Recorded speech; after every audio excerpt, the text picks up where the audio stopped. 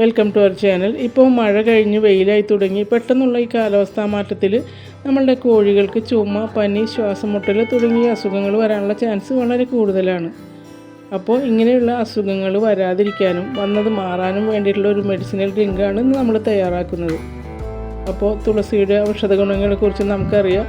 നമ്മുടെ വീട്ടിൽ കുട്ടികൾക്കായാലും വലിയവർക്കായാലും ഇതുപോലെയുള്ള അസുഖങ്ങൾ വരുമ്പോൾ ആദ്യം തന്നെ നമ്മൾ തുളസിയില തിളപ്പിച്ച് കൊടുക്കാറുണ്ട്. ഞാനിവിടെ ഒരു പിടി തുളസിയില എടുത്തിട്ടുണ്ട്. ഈ തുളസിയുടെ ഇല നന്നായിട്ട് കഴുകിയെടുക്കണം. കാരണം ഇതിൽ വിഷമുള്ള പ്രാണികളും എട്ടുകാലിയൊക്കെ ഉണ്ടാകും. അപ്പോൾ നന്നായിട്ട് വൃത്തിയാക്കിയിട്ട് കഴുകിയെടുക്കുക.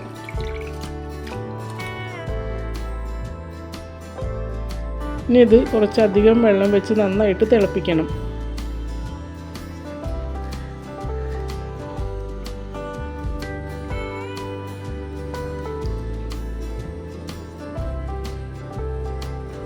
ഇതിൻ്റെ നീരെല്ലാം വെള്ളത്തിൽ അലിഞ്ഞ് ചേർന്ന് കളർ മാറുന്നത് വരെ തിളപ്പിക്കണം.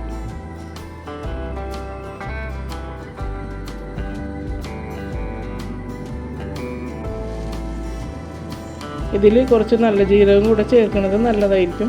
ഞാനിവിടെ തുളസി മാത്രമാണ് തിളപ്പിക്കുന്നത്.